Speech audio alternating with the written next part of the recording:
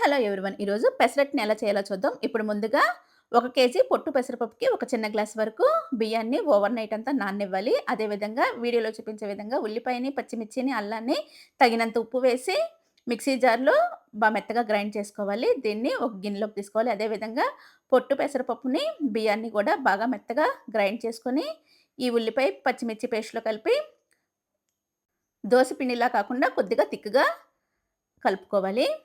ఇప్పుడు పెనం హీట్ అయిన తర్వాత వీడియోలో చూపించే విధంగా పెసరట్టును వేసుకోవాలి.